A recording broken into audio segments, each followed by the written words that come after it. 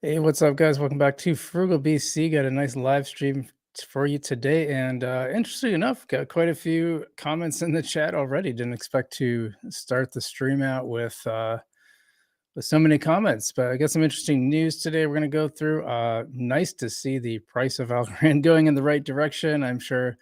And as always, you say, "Hey, look at there's some good stuff happening," and someone's always going to say something negative, which I think is super weird, but it is what it is. Every time I point out something good with Algorand, someone says something bad. If I point out something bad, everyone's complains that I'm not being positive enough. So I guess you just kind of can't win, but it is what it is.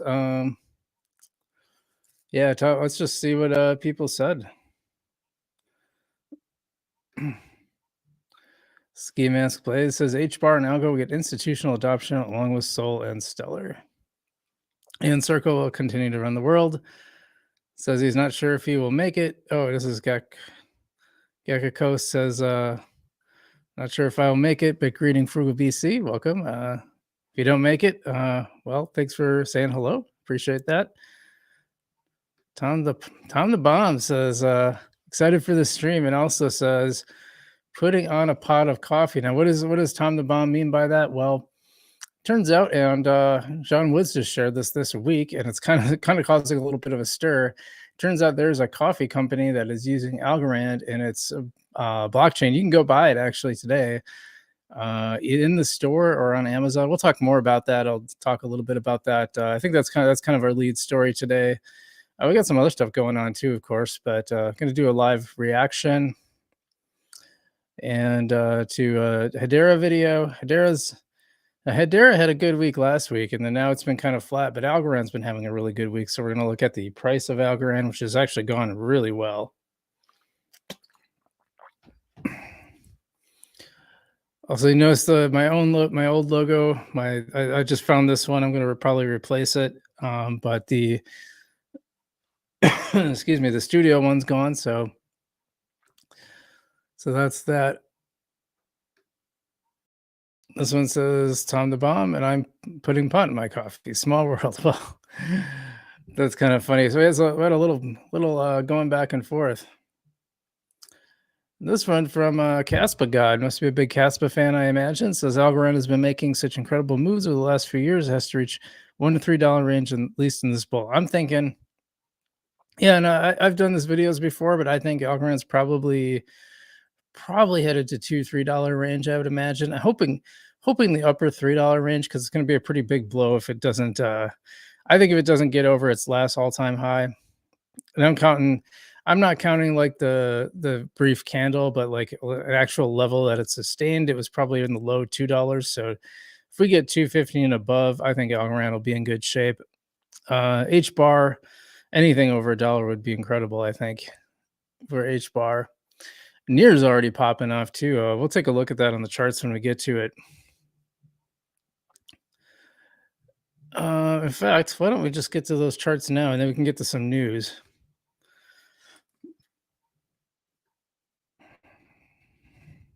Now, give me a second, because it always takes. Wait, how do I add that again? Oh, yeah, here.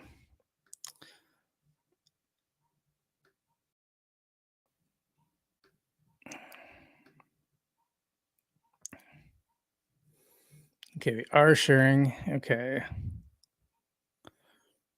Yeah, you can see, by the way, we are in extreme greed right now. We haven't been there in a while, so it's pretty interesting to see that.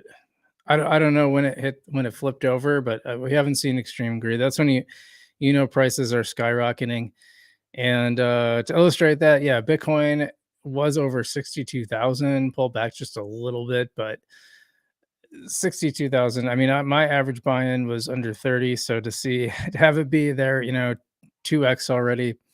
And with Bitcoin, like, you usually don't get at this point in the game, like, you're not going to get like 10x anymore with Bitcoin, but I gotta think for sure we'll be well over 100,000 this cycle. You can expect that toward the end of the year, I think.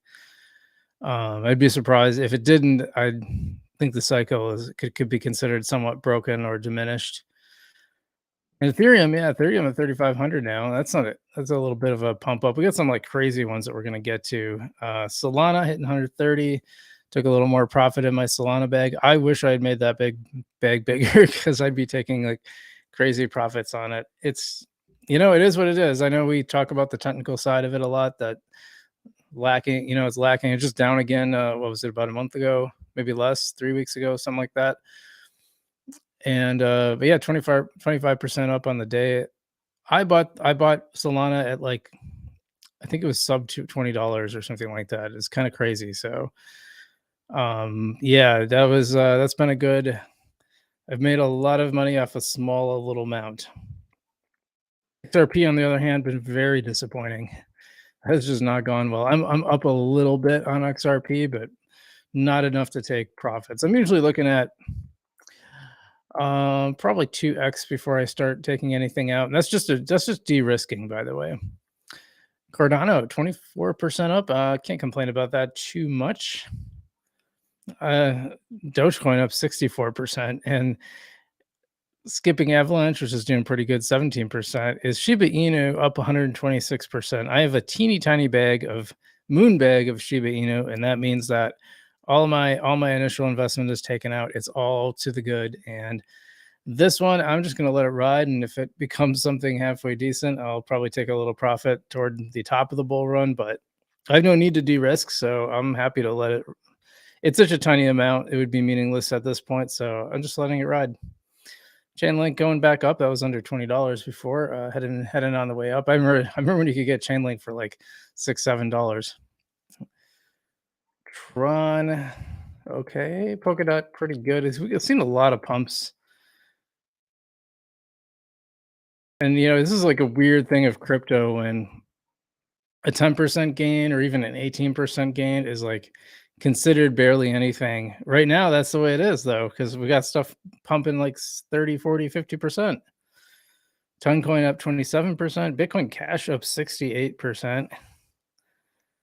Just looking at the big ones, Litecoin 30%. I mean, pretty much everything is up on the week, big time. Heath Classic, yeah, Cosmos at $12. I got Cosmos. And I keep forgetting to include Cosmos in my coins for the bull run, mostly because I have them on my Kepler wallet and I stake. I stake on there and earn pretty good returns on a relatively small amount of money. Thinking I should probably increase that. Near Protocol. Now this one's up to $4. My buy-in was, what was it?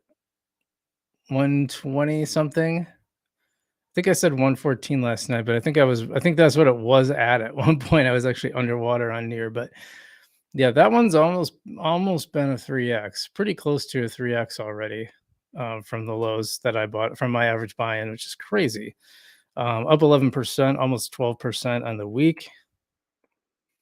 Aptos doing good. I mean, all the Injective, BitTensor. I had not heard of BitTensor. That one came out of nowhere and has found its way into the top 30. Caspa, I know we had a Caspa fan in the comment. They're not the best week compared to the rest of the cryptos. And what you find, some of them pump when the others aren't, and vice versa. Caspa might be one of those. I haven't been tracking it too well. Yeah, 11. Hedera just kind of sitting at that 11.5 cents level. It was over 12, so pulled back a touch. So nice, but not nothing stellar. Speaking of stellar, that's up 15%. Chronos up 55.5%. That's a huge gain on the week. 21% on the last 24 hours. VeChain doing okay. Up 13%. VeChain's got that nice deal with UFC. Okay, B 5%. The graph 17%. Little Dow's up 3%. That I think that was one of the ones that tends to move kind of contra the market. So when everything else is not doing well, it's pumping, and vice versa. Celestia, Monero. And Monero's just kind of stayed solid. Sweet. So I'm really big on Sweet. Sweet seems to be one of those ones that also moves different from the market, which is kind of strange and interesting. It's actually down 3% right now, when everything else is up. I like Sui is doing such really cool things, honestly. The ZK login is amazing. Really, really cool. Make her up, and then yeah, Algorand. There we go. Oh, 24 cents again. It was actually just down. It was actually below. It was like 23 and a half or something when I was setting up the stream. So just in that little bit of time, back up to 24 cents where it was this morning. 24% on the week. That's pretty good. Not as probably put it middle of the pack for this week. Just it's just been a crazy week, but and then 10% on the 24-hour. That's not bad at all. So Algorand fans going to be really happy about that. We're at 52. I know a lot of people really would love to see Algorand move into the top 50.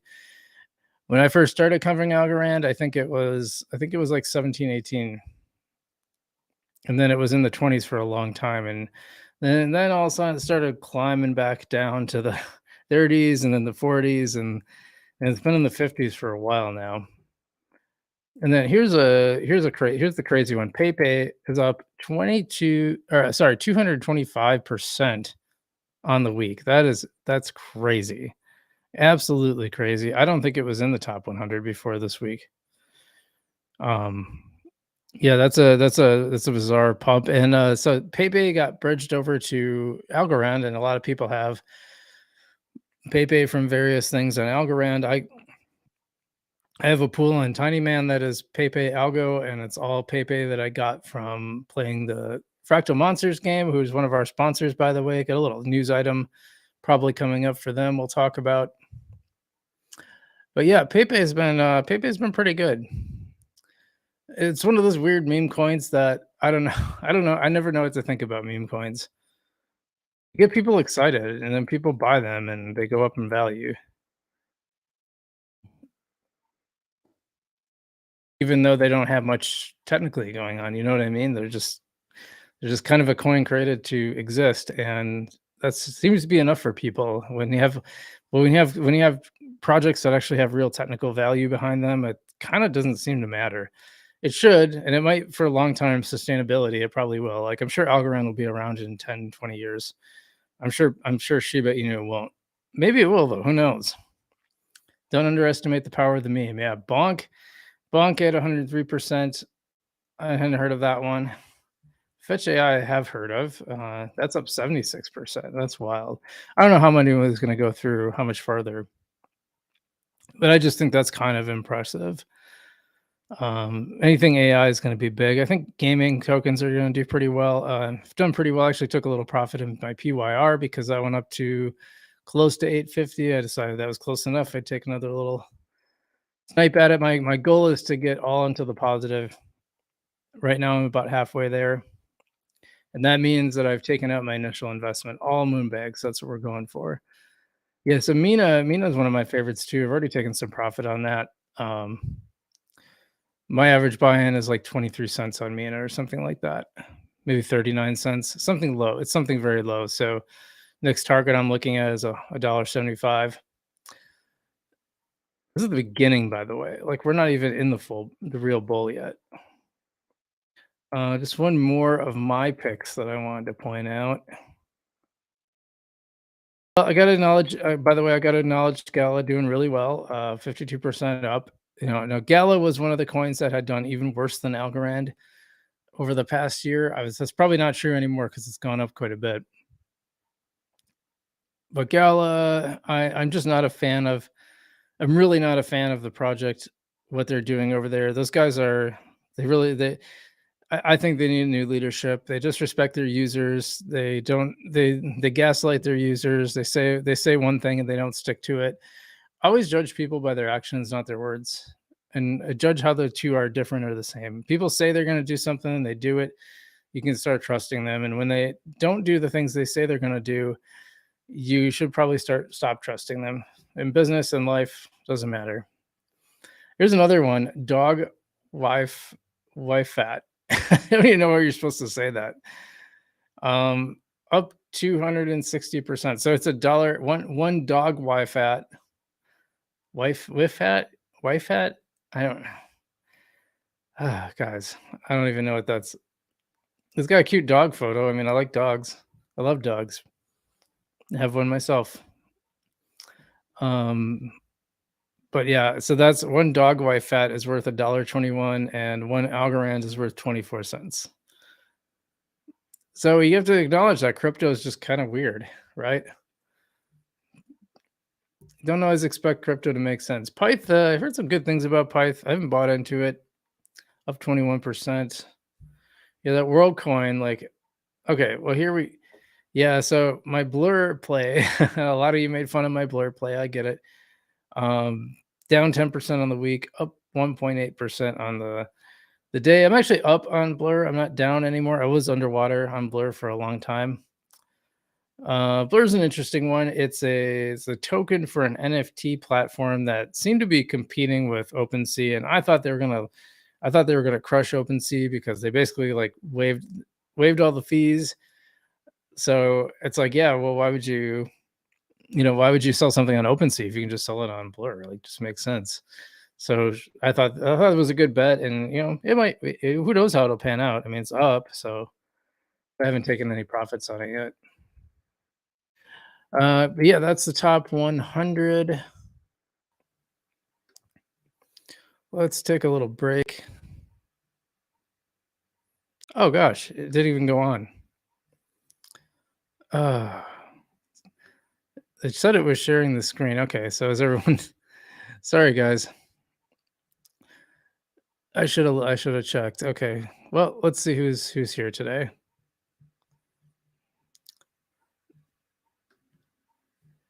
Tom the Bomb says Alco Kit 2.0 plus no consensus improvements plus retail selling Bitcoin and buying undervalued DeFi projects. Well, let's hope.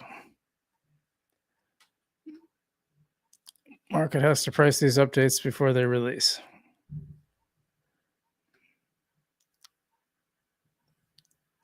Hey, we got Jose saying saludos desde Mexico,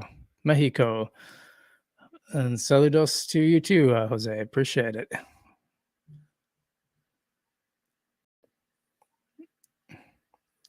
CMS Blaze says all we need is Bitcoin not to dump and all the alts to have a fair race. Yeah, welcome to all our viewers. By the way, if you haven't subscribed already, feel free to do so. And if you want to hit the like button too, we got 18 people watching. So anyone who wants to hit the like button, very much appreciated. Jose says, when Algorand $1? Well,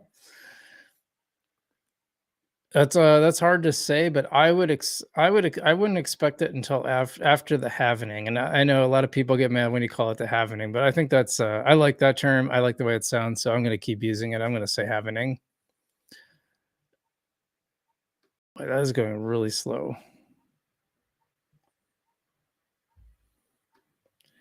Ski Mask Blaze answered. He said he thought end of the year maybe. I think it'll probably get there before. Eh, maybe midway through. By the end of the year, I think it's safe to say we'll be at $1, but you never know for sure. Yeah, Jose says I think Algo and Mina Protocol are excellent projects. Yeah. I don't have as much. I didn't or don't have as much Mina as I do Algorand, but also I have more loose Mina because all my Algorand is put to work. So that's something to keep in mind there. Wait, guys. Really sorry that screen share didn't work. I don't know. I think it's weird. So this platform's a little bit different. I like it a lot for a lot of reasons, but the one thing I don't like is that it doesn't, if I can say share my screen and I select the screen, it should go automatically to sharing that screen. And instead it actually, you have to go back in and then push show on stream, which is kind of annoying, but this comes via Momed. He says Algorand in Europe and Hedera for USA. Thank you very much. Let's go. Naheem Niazi says, will Phantom break its all-time high? I haven't really looked at Phantom much, so I have no idea. And I'm not afraid when I don't know, I just don't say. Moment says XRP is Bitcoin 2.0. Well, we'll see. It has not been great for price. I'll say that much. Caspa says, are you David Cross? I don't know who that is, but I am not David Cross, Caspa God. But thanks Must be a pretty good looking fellow, I imagine. Arch Enemy says, hello, Frugal BC, and hello to you as well. Ski Mask Play is not buying it. Says XRP is not Bitcoin. Well, we got a little battle going on there in the chat. So let's see who's right. Anyway, I'm gonna like set up this next one because I think this is really. Oh, wait, I already have.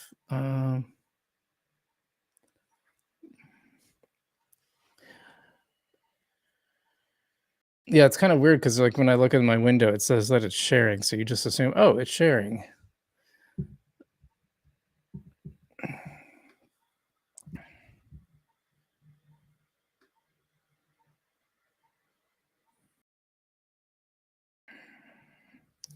All right, actually, it's going to be easier to do it this way.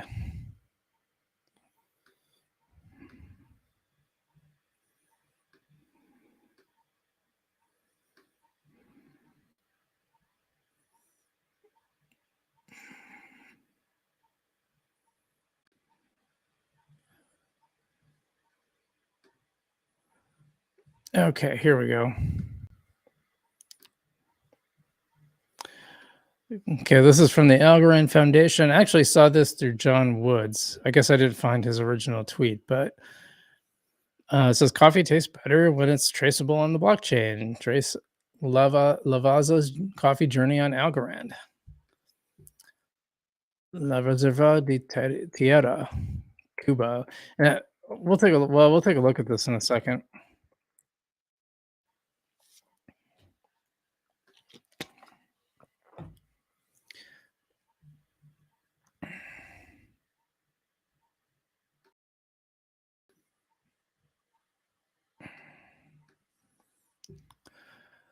So they are a collection of the finest sustainable coffee blends featuring Lavazza Foundation projects for a flavorful journey around the world. That sounds nice. Yeah, I'm just trying. Okay, La Reservera de Tierra Cuba is a one-of-kind contemporary story of a coffee blend that cares of farmers, consumers, and the local environment. This organic blend originates from the plantations in Santiago and Gama de Cuba, where the Lavazza Foundation is involved to pursuing the following objectives: forest preservation, agricultural practice improvement, coffee quality improvement, women and the youth empowerment, equity chain, and short supply chain. Thanks to blockchain technology, and that's Algorand, by the way, you can trace the coffee journey and our sustainability commitment. So I just want to see if they actually have a thing where they talk about it. Um,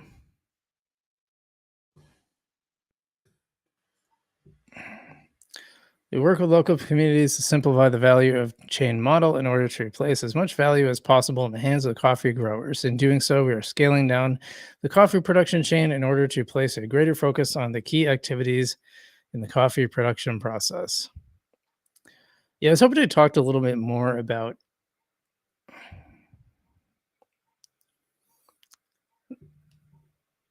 So this apparently is where in Cuba the coffee is from.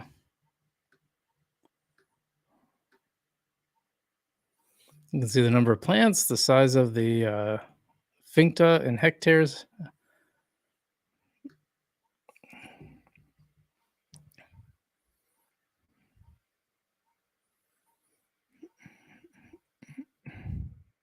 Oh yeah, discover more about the harvest on the blockchain. You can see the transactions, you can see the reception, the environmental data. Well, that's really neat. And there's a thing about coffee quality, but let's go back. Just see what one of the transactions looks like.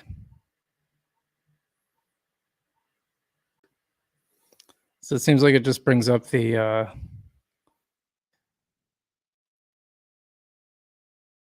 probably won't tell you much. Oh, here it says harvest, type of harvesting handpicked. So they put some notes in it. Coffee species, number of coffee lots, type of harvesting, handpicked. Harvest begins 1/9 2021 harvest end 3110. 2021. Oh, because this was back in November of 2022, so that still seems like a long time, but I guess it must take that long to travel. Well, so I guess you can actually test them out to see how they work. I guess what I would think though is like, well, it doesn't really guarantee that. I mean, how do you know that's what they actually did? I mean, they verified it and it's a record that they can't take back. It's on the chain forever. So that kind of makes sense, but the chain isn't verifying whether they actually harvest it by hand when it actually they used a machine or something, right? Like I mean, I don't have reason to doubt them, but all I'm saying, like, the chain doesn't really tell you that. But I thought it'd be more like supply chains. I thought that would be the more interesting thing. Maybe it's under work solutions. So you can view their equipment.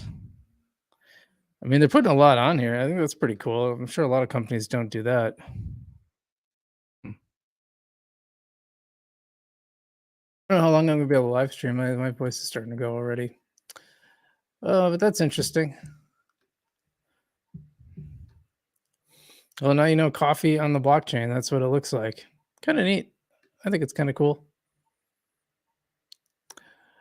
Um, let's see what people are saying.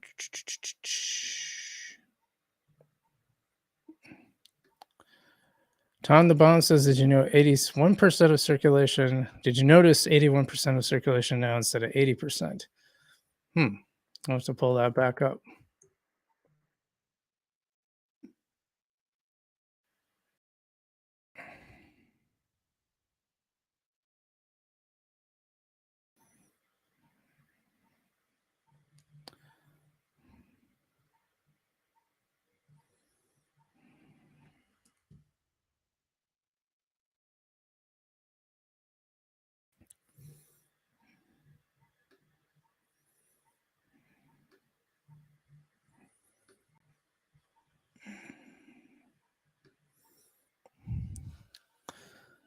Let's see. Well, according to this, 80.53%. So 80 and a half. Is that quite a significant change? I imagine you are going to see more and more as they release, like more and more of the supply is going to come out. Like I knew we are at 80. So yeah, when we're at, it'll be 81 when we're at 8,100,000,000. I'll go out. Then it will be at 81%. But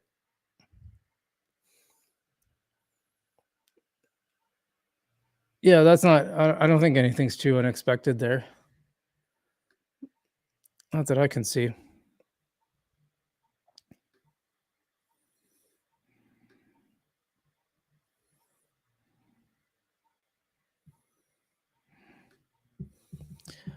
Ski Mask says algo is all about ISO, guys. I guess this thing won't die. I have to go through a quick explanation. You guys can watch my video for the full detailed thing, but ISO has nothing to do with blockchain.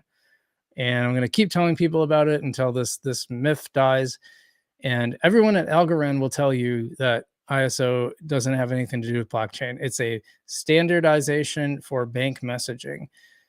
Now, what Algorand can be good for, and a lot of other coins that are like it, like Hedera could be as well, it can be good for cross-border payments, and someone could build a dApp that works with ISO, that uses ISO 20022 syntax to make that cross-border payment. But the blockchain itself, when someone tells you that there's a ISO 20022 compliant coin, they don't know what they're talking about because it's nonsense. And everyone who works in the blockchain will tell you that it's nonsense. That's not how it works.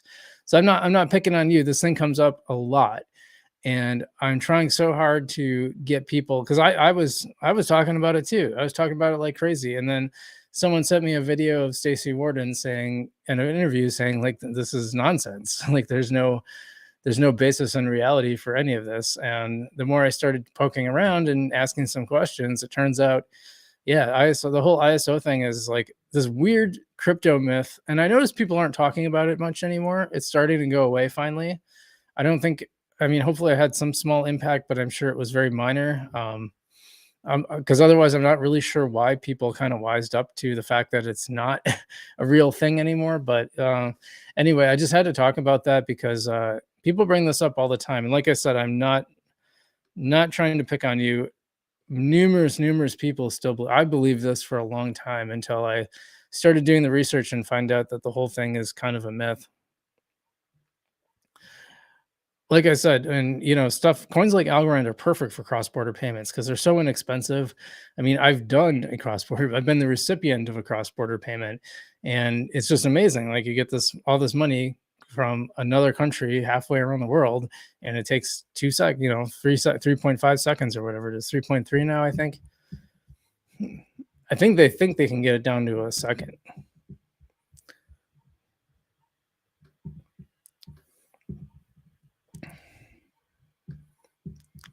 So this one's kind of interesting. Who has the best TPS of them all? Well, I think a couple coins that we like are going to come out on top of this one, and it kind of depends on which aspect you're looking at. So I'm going to share this one from Michael Jordan.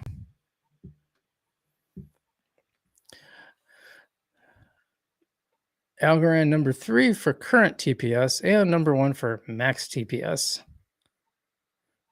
And I'm going to put a little caveat on there in a minute, but he says, MJ says, want to code on any blockchain, learn Solidity or Haskell or other difficult language? No. Full Python programming coming March of 2024 to Algorand, which we're in March, so hopefully that means we're on our way here.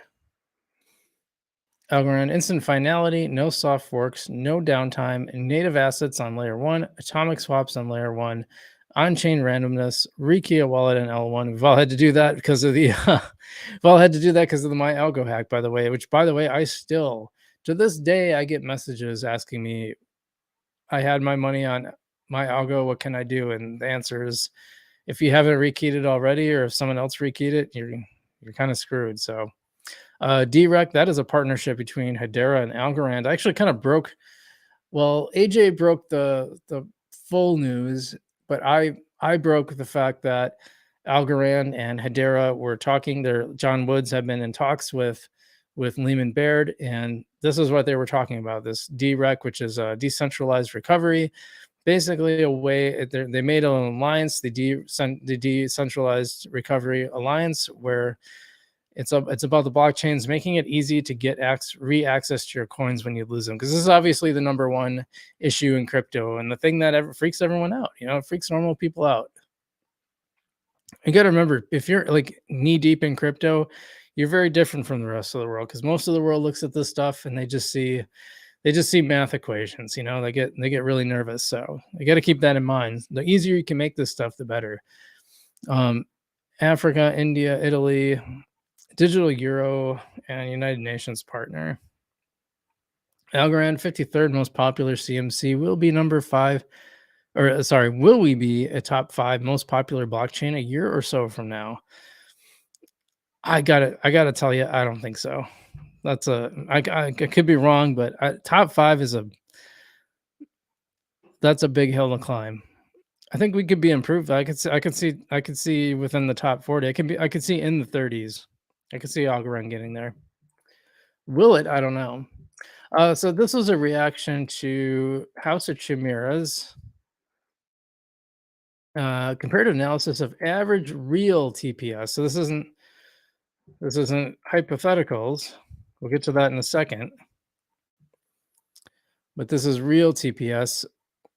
And as they put Hedera is currently the busiest chain by network analytics with an average of 1,350 TPS in February. Algorand came in 3rd, including intertransactions, with approximately 87 TPS.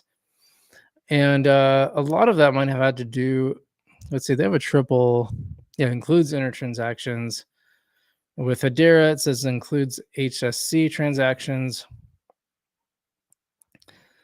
And Solana, they removed the voting transactions. Interesting. Yeah, Solana number second for real TPS. So that's actually being used, not just like the max. In other words, it's not how far the how not this isn't how fast the car is capable technically capable of going. It's how fast it actually went, if that makes sense. And yeah, Hedera way up there. I mean, they're really plugging away on those TPS. They got a lot of stuff going on there, and it's being used. The Algorand, number third of all of them. That's pretty good. There's more to show here, of course. Interesting, they highlight an emerging player scale network now ranks in seventh place, down from ninth last month, showcasing its growth. That's really interesting. I haven't heard of scale, so brand new thing there. Maybe worth at least paying attention to.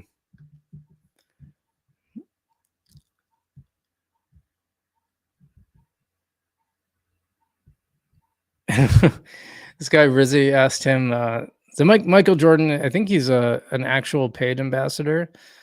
Great guy. He really loves Algorand, so he's a good dude.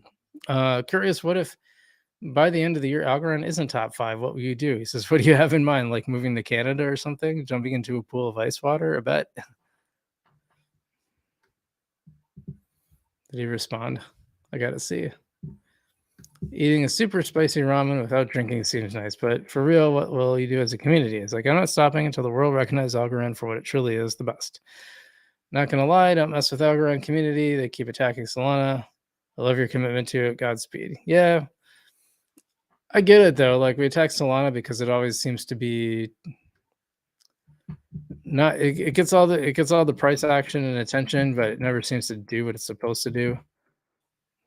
But maybe I'm a little hard on it. Speaking of TPS, I'll load this up in a second here.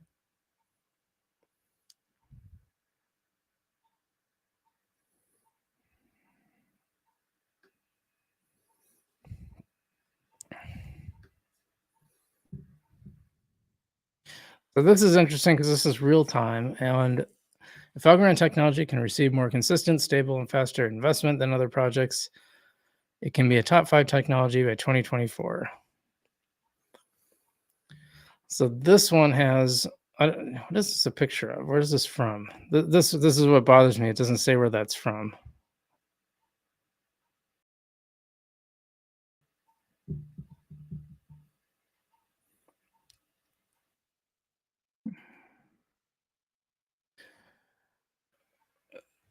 I wonder if this is Max,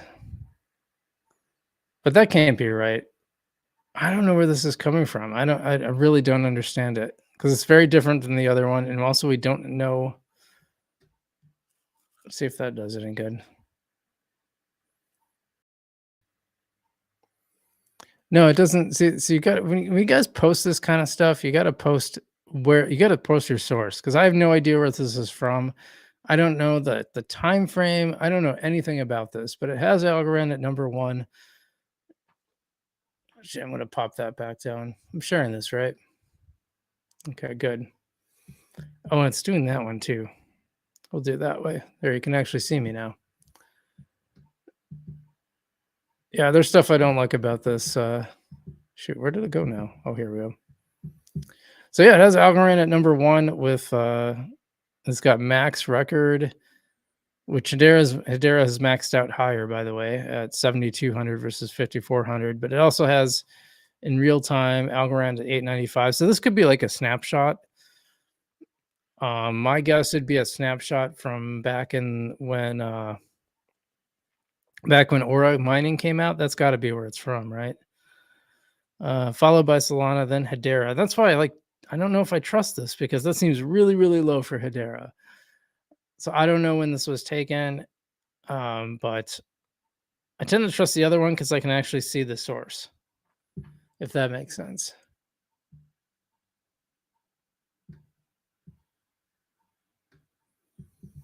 It is.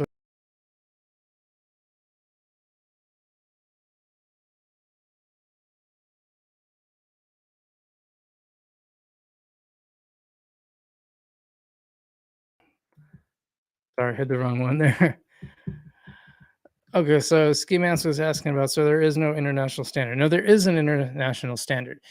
So ISO 20022 is the the new bank messaging syntax standard that replaces Swift for banks for interbank messaging. What I'm saying is that it doesn't have anything to do with the blockchain itself or crypto. So there's no such thing as an ISO 20022 compliant crypto, which is something that goes around a lot. And then they say that then I've seen certain ones are supposed to be certified. Well, there is no certification. The ISO standards say right on their website that there's no certification. So it doesn't make any sense for a crypto to be certified, but it doesn't have anything to do with crypto. So what I'm saying is that if a coin were to be used for cross-border payments, a DApp could be built, and this is something we talked about with John Woods when he was on the show, who's the chief technical officer of Algorand. He said if say Algorand was going to be used for cross-border payments, someone could build a DApp to do that payment, and that DApp could use the ISO 20022 messaging standard, the syntax. So that would make sense. So it could happen at the DApp level, in other words, long story short, if that makes sense. But what I'm saying is, like, there's no such thing as like the coin being ISO 20022 compliant. That doesn't make any sense. That's like saying, is this banana compliant with the rules of Major League Baseball? Like, it doesn't make any sense. The rules of Major League Baseball don't apply to a banana. Let's see. Jeff says he had a good source. Oh, were you speaking about a particular source? So I'm not sure which one you were referring to. I don't see these in real time. But my problem was I didn't see like a citation for the source. I don't know where it was coming from. The first one, at least, I knew where it was coming from. And we had a time frame, things like that. You need more stuff like that. So Head School 11 says, yo. Jeff says for real-time TPS. Right, but I don't know the first one or the second one, which one you were referring to. Or did you mean to include a link? I'm not sure. Head School 11 says, nice to see a stream about algo. Was looking for it. Good job. Thank you.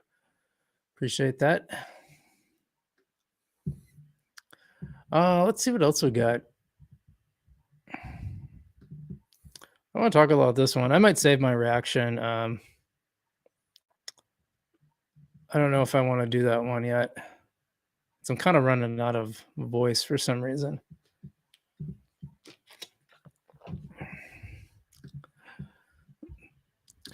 So I thought this was kind of cool. Like, I kind of like the Algo Ocean project. They are wait, am I sharing this? Probably not. Hold on. Here we go. At least I thought of it this time. And it's doing it the right way. Okay, good. It says, hello everyone. We're participating in Voynet's NFT games with our own 50 Algo Ocean SOS Save Our Species series. We are highlighting 50 creatures that are endangered or vulnerable to raise awareness. We have 25 NFTs for giveaway. And I just think it's cool because I like what this project is doing, but I also want to talk about that the contest there. So this is the Algorand-based project dedicated to ocean conservation, combining blockchain technology and education. I like that. I think that's a cool mission. I'd be curious to poke around more. In fact, maybe I will after this. I'll poke around, just see like what that means exactly. I hope it's not just Discord. I hate that everything's on Discord. It's such a pain. You can't just like link to it, you got to go through a lot of, I hate Discord. I'll be honest. I hate it. I hate it so much. I just find it like really tedious and cumbersome. Like when you make a new platform, aren't you supposed to make it more user-friendly than the stuff that came before and not after? It just seems like it would make sense to me. But yeah, Voynet's been having these NFT games going on, and it's gotten a lot of attention to Voy. And Voy is like how would you describe it? Well, they don't really describe. I wish they would describe it in their Twitter, but basically, it's like it's like the Algorand technology creating a brand new chain. It's as far as I know, it's still all on testnet. I think Chris Wieners follows me. He's the guy who created Void Network, and I know the Algorand Foundation doesn't have a problem with it. Some people in the community get mad about Void, but it seems like the leadership in Algorand doesn't seem to mind too much. But it's kind of quiet. I mean, you can go run a node if you download OS one-click node. You can choose between Algorand or Void, or I think maybe you can do them both. I don't know because I was never able to successfully get a node going on either of them. I think my computer's just too old. But anyway, I just thought it was cool that they're participating in this NFT games. They should have made a hashtag for that, I think. But a lot of other companies were doing that too on the algorithm. A lot of NFT creators were doing that and drawing a lot of attention. You know, someone I got invited to like get one of these NFTs, so I went through the process of getting a wallet, but it's like all these steps just to do something really simple, and I'm like, you know, you just gave me a homework assignment. You know what I mean? You just got like I'm in the middle of doing like 20 other things, and all of a sudden I'm supposed to drop it, everything, and get one of these NFTs, and I'm like, I'm good. I know that probably sounds kind of funny to some people, but it's all what I'm saying. Like you have to get this stuff. This stuff has to become like actually usable and easy before it's really going to see a lot of adoption.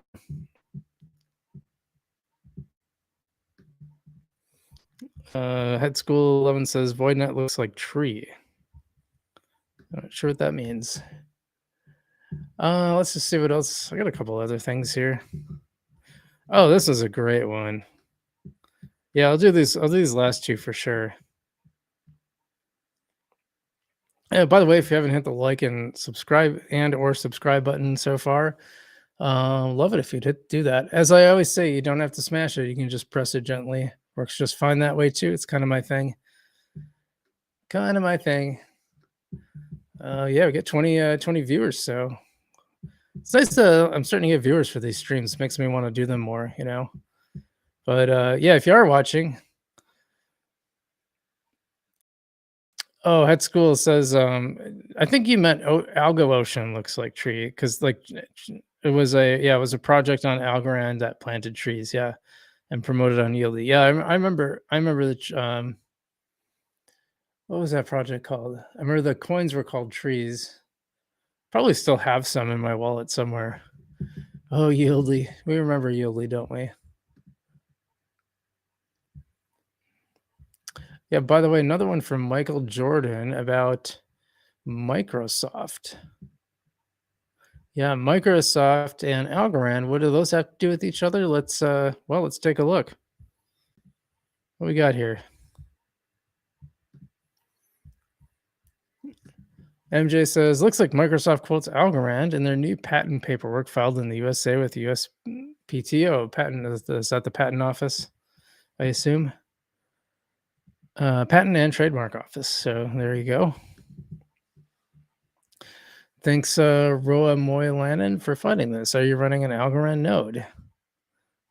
And yep, there it is. So there's Microsoft, the assignee, and there they are, Algorand node types.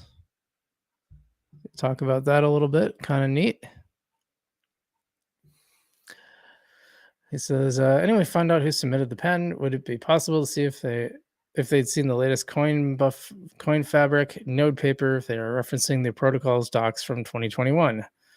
Says this is the actual document. Not sure if they've read more recent paperwork, but the bottom line is that it shows that even Microsoft is well aware of Algorand and how incredible the tech is that they cite Algorand node types in their patent papers.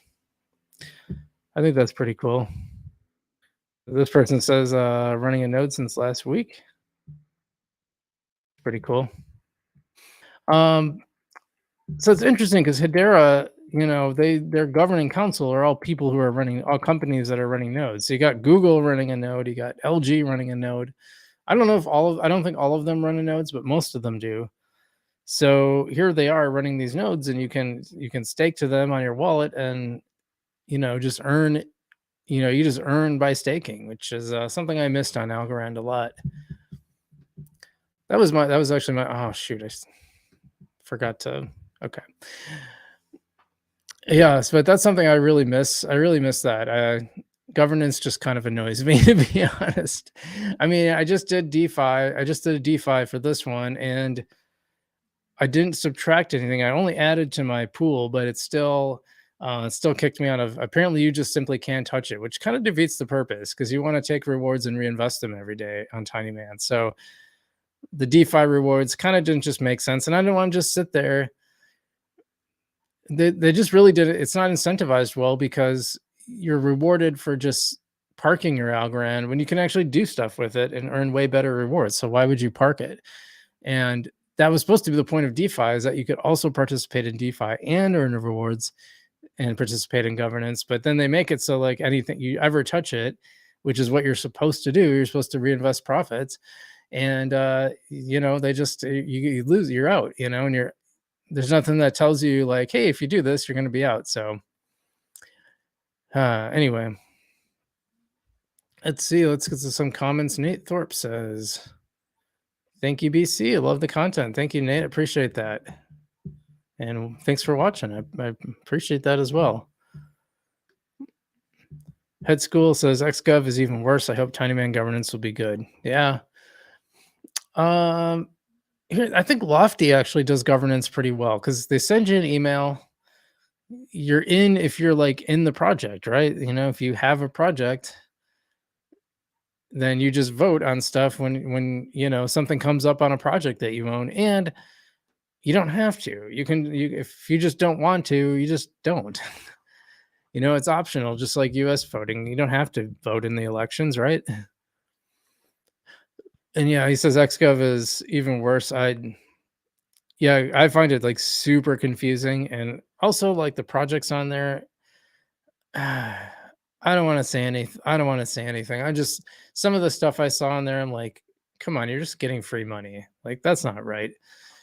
I mean, guess people can decide if they think it's good, but it seems like if you had a certain amount of money, like you could basically just get free money, right? Like you could just vote for it mostly yourself, or even wait to see how many votes it gets and then just add more. Just add enough for your own vote to push it over the edge. I mean, I don't know. Let's go. Says Tiny Man airdrop could be huge. Hope they don't fumble the bag. So yeah, I guess what I'm saying is like I hope they do it. I hope they do it more so it's optional.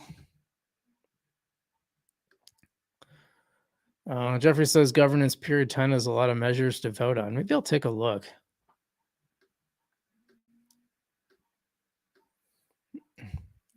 Because my issue wasn't the volume, it was like,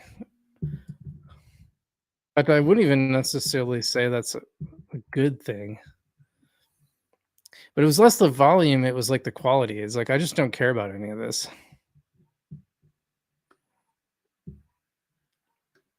Okay. I'm gonna share it.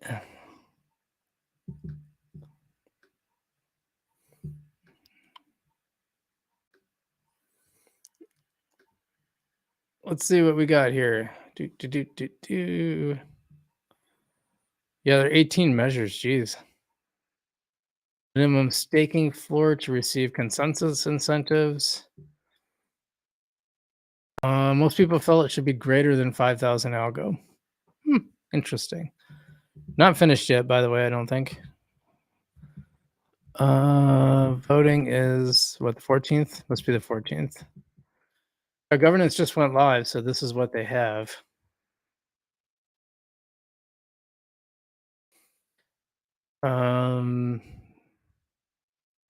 It's again about minimum stake. Should it be 15 or 30? People said 30. Targeted DeFi.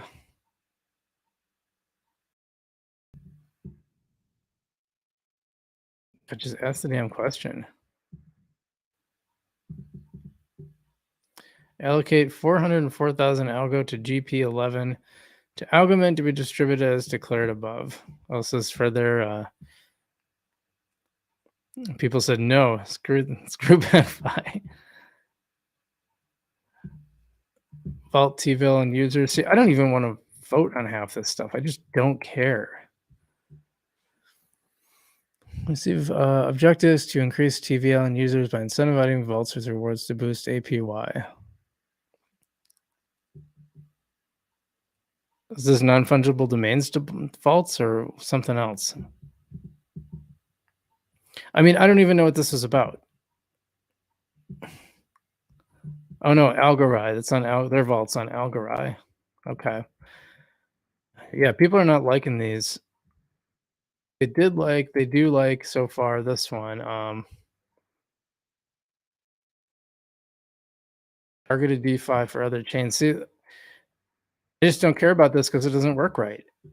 Like I want to be able to use my stuff. This is why I don't. The whole thing about this is I don't like it because I want to be able to use it. If I'm gonna lock it up, then just let me lock it up and forget about it. Don't make me do all this BS. So yeah, so this is what I'm saying. Like, there's a bunch of them. It's just like, should we do this targeted DeFi? Should we do this targeted DeFi? And like, I don't care. I have zero interest in any of this. The only one, the incentive node one, I might have liked to vote on, but honestly, like, I don't know. That's the other part of it. Like, I don't know what is an appropriate amount for staking a node. I never ran a node. Why should I be voting on this? I'm probably gonna lose people on that. I don't know, but I just like this is the thing with governance. Like these are technical questions, and I don't have the knowledge, and I cover this stuff. Like I don't know. I've never ran a node before. I've never looked into it. I guess if I were gonna vote, I'd look into it and see like, well, what do other chains do? But I couldn't give you an argument for it being less than 5,000 or more than 5,000, other than I guess that's a good idea for people to have a certain amount of investment in it. That makes sense. Yeah, it's all this stuff. Like the vast majority of these are just like targeted DeFi rewards. So other than the node incentive, there's nothing of real concrete. Oh yeah, and screw their pool, man. They don't even tell you when you're signing up. Lofty does not tell you when you're signing up. They do not tell you that there's like a giant penalty for removing it. They don't say, "Hey, you're gonna have to lock this up for like several months, or you're gonna pay a penalty." Like that should come up when you're allocating it. Yeah, all NFT DeFi rewards. This is what I'm saying. So I don't know. I know some people. I see mixed results. Some people think Algorand governance is great. The rest are kind of in my camp where they just don't think very highly of it. I hope we just kind of move away from governance into nodes. I think that makes a lot more sense. And I closed the thing again. Darn it. Okay, now I have to go. What's up, Frugal? Says Gamer97, 9757. So thank you, Gamer97. What's up? Hope you're doing well. And he also says, could you imagine waking up one day, finding out that Microsoft invested $11 billion into Algo? Yeah, that'd be wild. I mean, I don't know what they would. Oh, come on now. I'm all blurry. There I go. I don't know what the investment would go toward, though. What would they? I think they would. I could see them like using. I could see them using Algorand. So maybe they'd buy a bunch of Algorand because they're going to use it. Maybe. Maybe the foundation should incentivize some of these big companies to run nodes through like a special program. Then they'd be more interested in adoption. Like that was kind of Hedera's approach, right? Like Hedera was like, yeah, we'll just have these big companies, and they got like Google and LG and Microsoft, no, not Microsoft, IBM, Ubisoft, and they're all running nodes. Like mine's on an LG node. Do people know LG? LG, like, well, they make electronics and like washing machines and stuff, but they also made phones back in the day. Let's see, Jeff says I may be in the minority, but I like the governance and have participated over 2 years now. We need node staking though for new tokens. Yeah. I mean, listen, like I said, some people really like it. I'm not a big fan. I don't like the way it's worked. I think you just end up getting kicked out of it. I think you get kicked out too easy. And also I think the options they give you just aren't that interesting. That's just my opinion. I know other people disagree. I'm big on John from non fungible domains saying like I think we got some better ideas besides governance. So his idea, and especially XGov, like I said, a lot of the stuff in XGov I thought was like, I wouldn't have voted for much of it. I'd rather see because you don't really get like a real proposal. You get kind of like a quick little write up thing. I think there's probably better ways to do it, but Gamer says that would be a cool idea. Yeah, thank you. I think that would be a cool idea too. Well, I think I got one more, don't I? Oh yeah.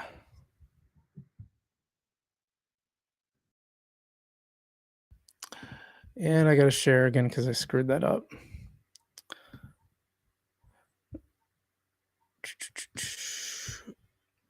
Yeah, what's weird is that it takes you to when I share my screen, it takes me to that screen, but it's not sharing. So I'm not aware that at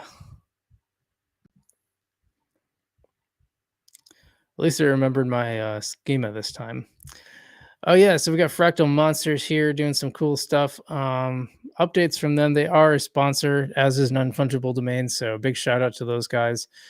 New multiplayer explore mode, added server-side loot chests, earn frac and other tokens, compete against other players to find chests, added tamer leveling system, mini map, and added session earned ASA item tracking.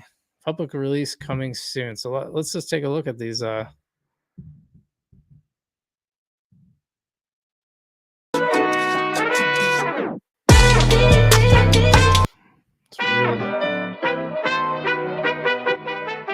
really loud. Okay, here we go.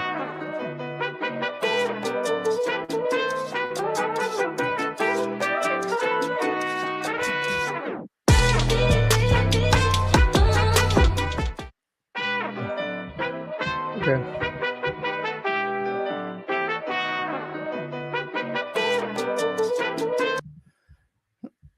Yeah, it looks pretty neat. There's a reason why I partnered with these guys is because they keep doing the stuff that they say they're gonna do, and I really appreciate that. They followed their roadmap. Not really any not much for replies, I guess. But I like what they're doing there. I like that they keep building, and I don't feel like they've my problem with Web3 games in general is that how would I put it? A lot of them seem like excuses to sell NFTs. So they'll build up hype about this game, then they'll sell a bunch of NFTs at really high prices. Especially they'll sell like land in the game, and they sort of imply that it's going to have a lot of value, but you have no idea. You're totally taking a gamble. And Gala especially was pernicious in this, and they would sell these NFTs for thousands and thousands of dollars. Their node thing was kind of like that too. Their node program was the way they did their node program is like every time someone bought one, the price went up for the next person. So really trying to push that. That's almost like casino level. That's like casino level manipulation. It's what do they call that? I had the word on the tip of my tongue or the phrase. It's like yeah, I mean it's basically FOMO. It's like, oh well, the next one's gonna be more expensive. So if you don't buy that one, it's gonna get even more expensive. And then what they did is like, well, so these are supposed to be decentralized, right? So I own the node. No one can tell me I can't own the node. Well, fine, but they can turn the so they're supposed to earn coins. They were supposed to earn Gala, and they just turned it off. It's just off. Townstar nodes, same thing, just turned it off. But so that's some of the issues I have with play to earn games. But I have to say, Fractal Monsters and the reason I reached out to them about sponsorship is I actually really like what they're doing, and that I kind of at first thought that they were kind of taking that route too. And I thought, well, $50, the monsters to play the game, and you can play for free too, by the way. You just can't earn anything. But the monsters were like $50 for the shuffle. And I was like, God, that seems like a lot. And I ended up buying one for like 20 some dollars. I thought it seemed like a lot for a browser game, but because you think about it, like Gala Games, okay, you're gonna buy this NFT for $3,000. There's no way you're buying that just to play the game, right? You're not gonna pay $3,000 for an in-game item. Most likely, not just like I mean, it would have to be like, I could think like World of Warcraft, maybe people would do that, maybe, but I gotta think like but that would be like the super duper rare awesome item, right? It wouldn't just be like an NFT that helps you play the game a little better, right? So for sure, they know people were buying these to earn money, and then when they turned the earn off, they were like, "Oh yeah, sorry about that, whatever." It's like they kind of just didn't really care that much. Then they were like, "Oh yeah, no, you were supposed to be you're supposed to be just wanting to play the game, not earn money." It's like, come on.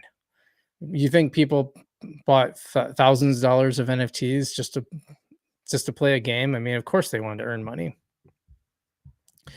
Speaking of, I want to show you guys this. I should have turned. I keep turning off my share.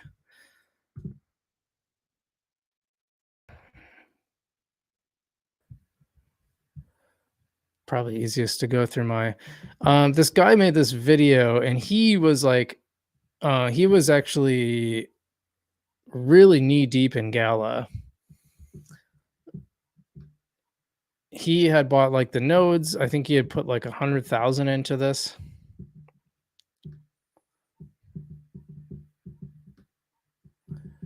So just take me a second here. I want to highlight it because he did a really good job.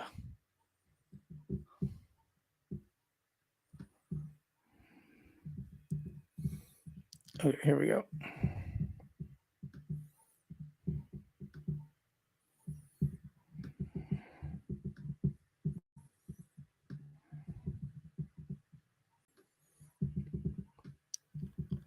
Yeah, so his name is Old Man Smithers. I'm friends with him on Twitter, but I didn't even know he had a YouTube channel, to be honest.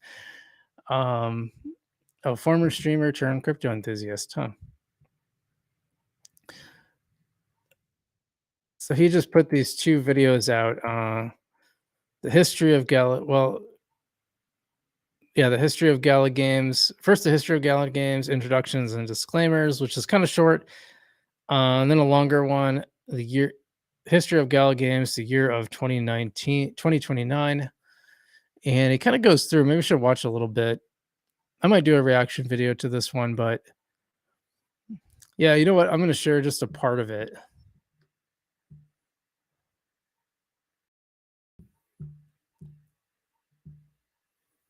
I'm going to start this off with a disclaimer. The only people that know the complete history of Gala Games is probably the founders themselves. So I've had to piece together bits as I could, from digging through a lot of court filings, business registrations, early Gala documentation, a lot of Discord communication. I've also been helped tremendously by some of the first customers of Gala.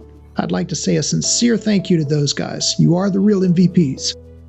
Even with all of that, I'll undoubtedly get some of this wrong. Take everything said and shown here with a grain of salt, just like you should do for everything on the internet, and do your own research. All of the following is my own opinion unless stated otherwise and should not be taken as legal or financial advice. On January 16, 2019, Blockchain Game Partners was incorporated. The two founders were Eric Schurmeyer, also known as Benefactor, and Wright Thurston, also known as Blockchain Jedi. I've heard everything from they met at a motivational conference to they surfed together. Does Eric even surf? Charlie, don't surf! When first doing research into Gala, I did a lot of background checking on both, and both of them are interesting individuals in their own way. Eric is one of the founders of MySpace and Zynga, and has been in the news a few times. It allowed me to find some interviews with him. I did not know that, actually. That's really interesting. I must have spaced that when I watched the video the first time, too. I didn't know that he was from MySpace. I don't know if a lot of you guys probably aren't even old enough to remember MySpace. It was kind of all the thing. It was all the thing when I was in my early 20s, I think. One of the first I found back then, and I'd recommend it. I'll have a link to the full interview in the description below. What impressed me was both how he approached business and the amount of personal introspection that was on display. I made the observation a few years ago that interacting with him often feels like a college psychology experiment. That impression hasn't changed. A lot of people say that Eric is childish and emotional, and I've heard his management style is atrocious. But the guy has had enough success in life, and I'm counting Gala here, that dismissing him would be foolish. Wright is an enigma. When I first did my write-up on Gala in 2020, he was one of the red flags for me, simply because I couldn't find much about him.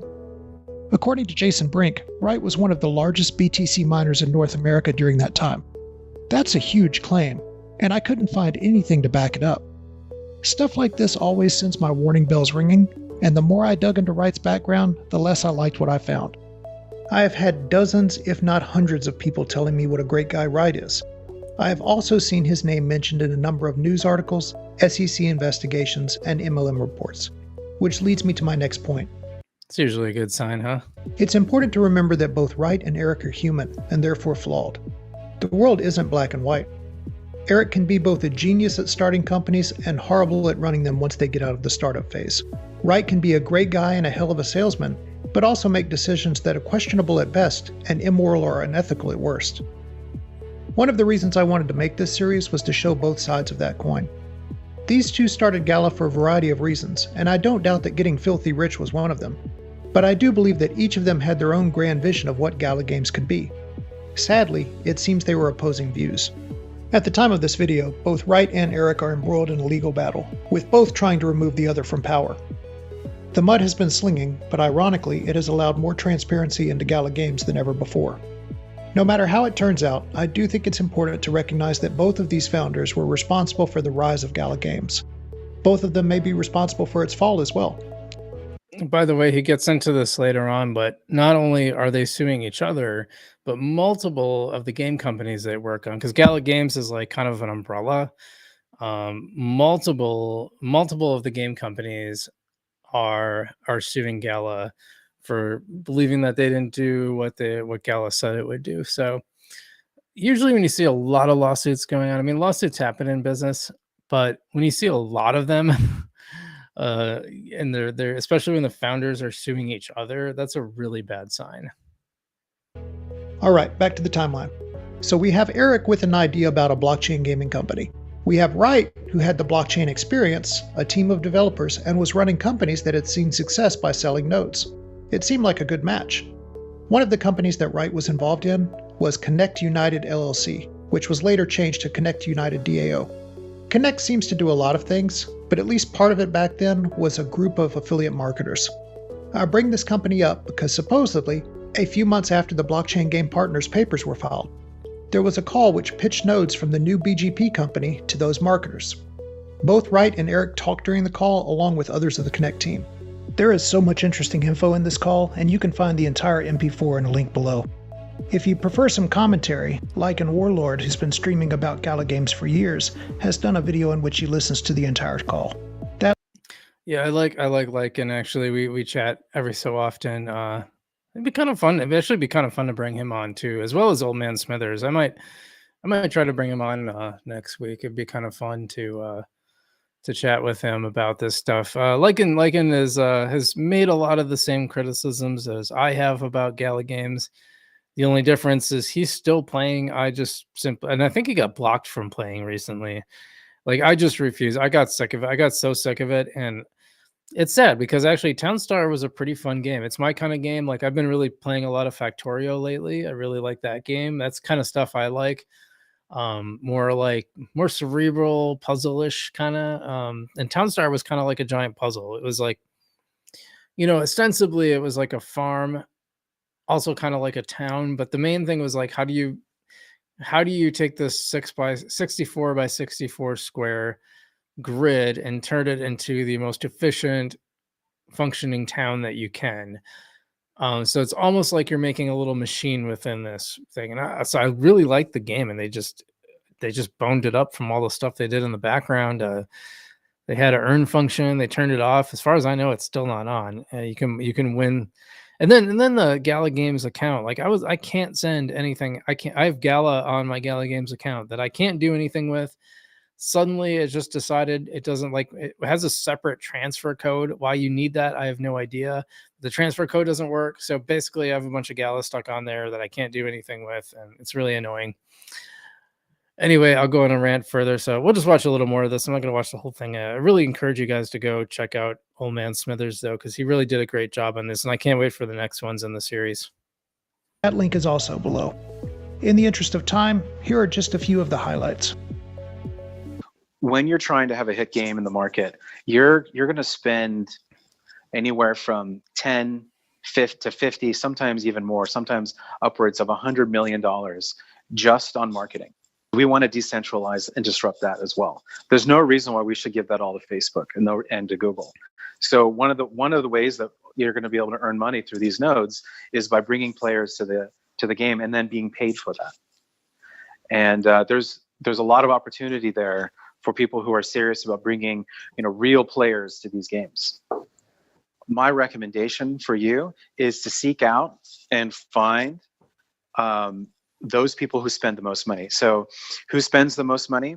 We call them whales in the industry. There's a lot of people who will spend $50,000 a month playing free-to-play games. And like Wright was saying, if that user is cryptographically tied to your node, then you're going to make a piece of every single transaction that player is doing on the blockchain. So I may never repeat this information, so hopefully you took notes. And my recommendation for you is to get one of these nodes and then go get a bunch of those users on it. And just so you know, we have some of the top exchanges, some of the top coins. Are you looking at that? It's a 10K. This is I think this is before this game, and that might have only been a Town Star node thing. I don't remember, but basically, yeah, you'd pay a certain amount, and it was around. It was in the tens of, it was in the 5-figure range. But look at that. Yeah, there's a 10K, and then there's a $1 million game node pro. So supposedly you can mine assets as well as the coin. I think. Really interesting.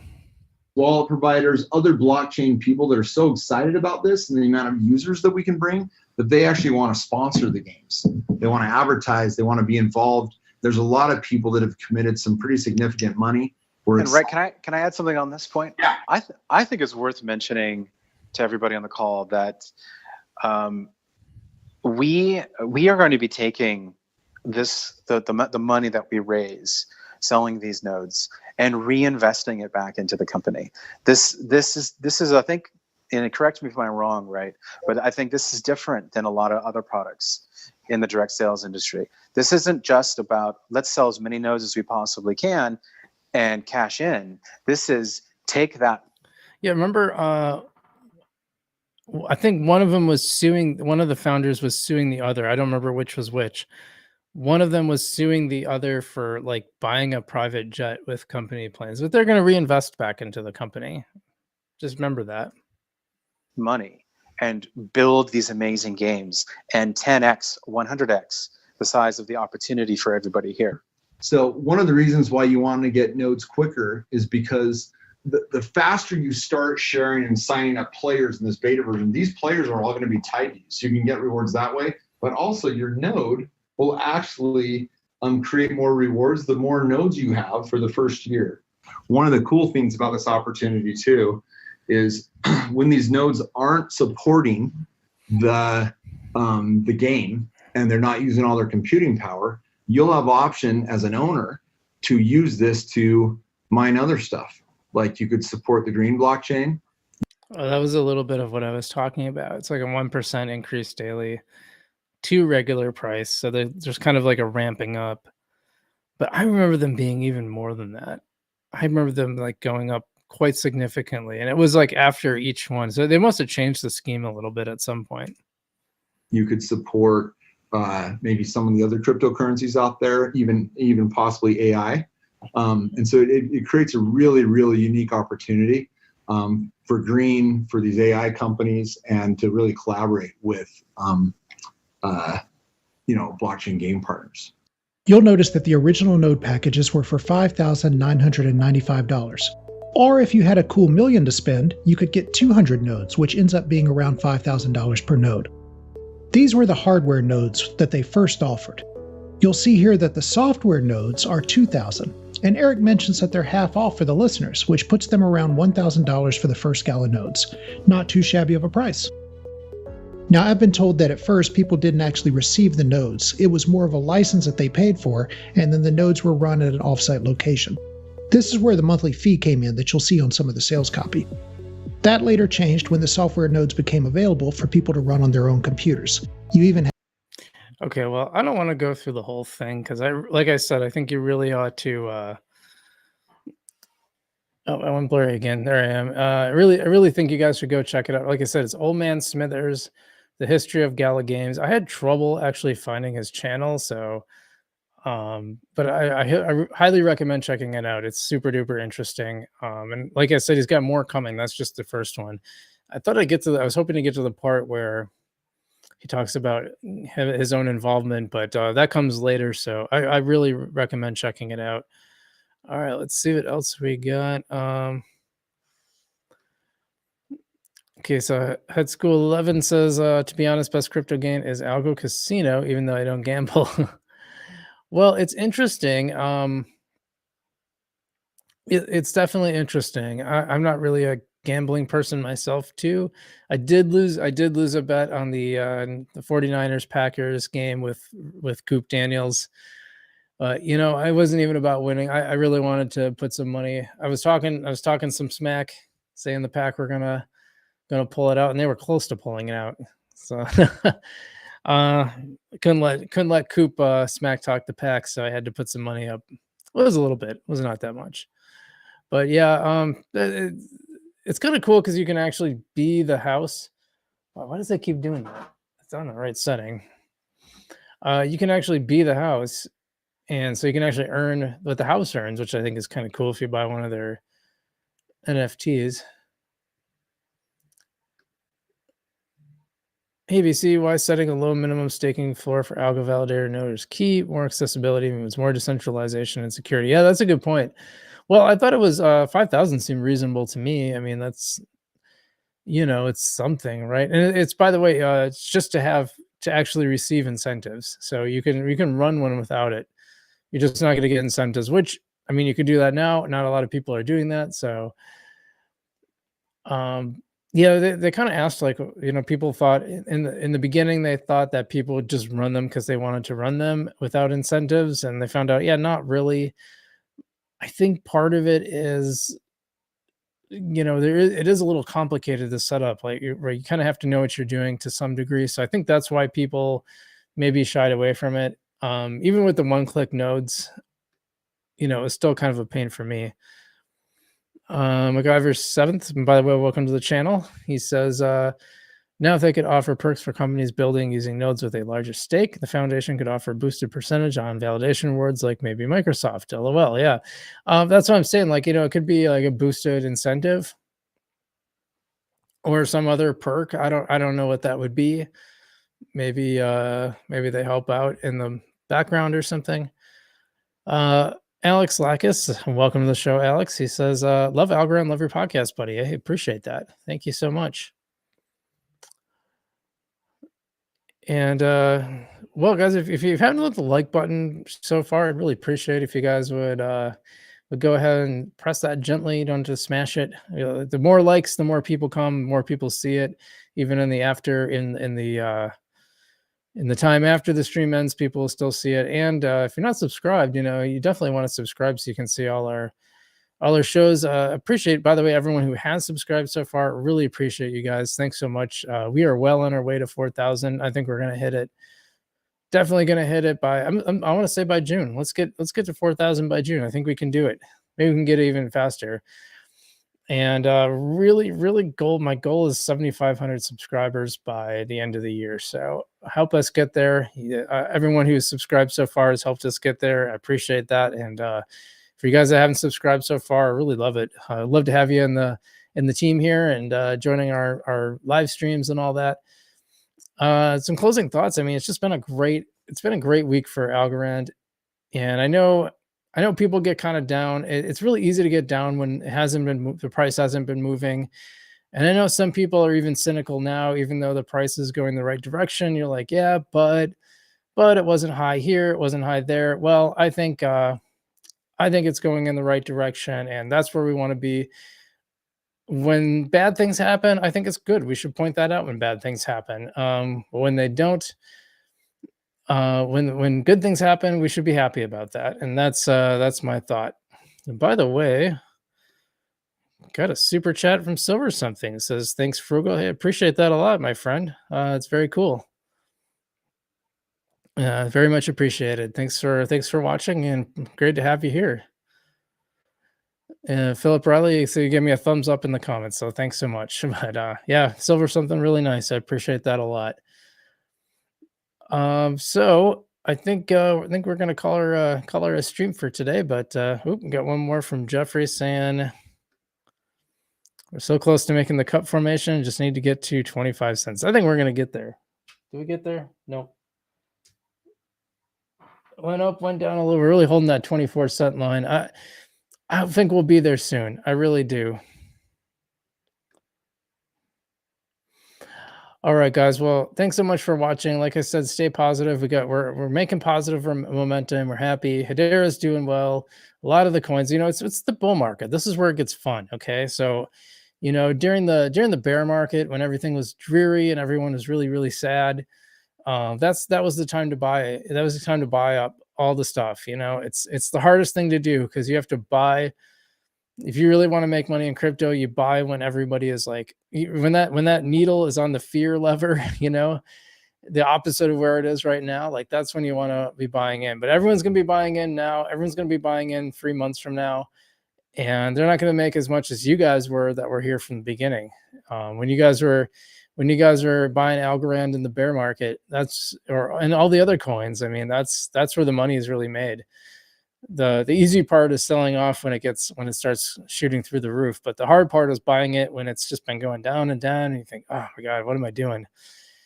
It's you understand it intellectually, but like it's hard to get the emotional part of it. Is hard. You have to plan for it because you're going to feel that. I'll tell you, like my first real stock investment after buying my house came right before Brexit. So I put my first deposit in, and then Brexit happened and the economy collapsed to an extent. There's a pullback anyway. And you just saw this money you put in go down. You're like, no, come on. It's like the worst feeling in the world. You think like, oh, this investment stuff is so stupid. But I knew intellectually that this is okay. It's going to go up over time. It's not going to happen tomorrow. Next time when it's time to invest, we just invest just like we were going to, and we kept doing it. So that's why I say, like, I think people should be in stocks before they should be in crypto, because it's just it's like at a lower level of volatility, and it gets you used to like not reacting or not responding or understanding that your emotions are going to feel a certain way, and that's okay. And you can still just keep going forward and keep following your plan and listen to your head and not your heart in that case, or your gut, because your gut's going to be going, oh my god, this is terrible. Okay, so I've kind of rambled long enough, but I hope thanks everyone for joining us today. We had a lot of fun, a lot of cool stuff, and as always, stay safe out there. I'm Frugal BC, and I will see you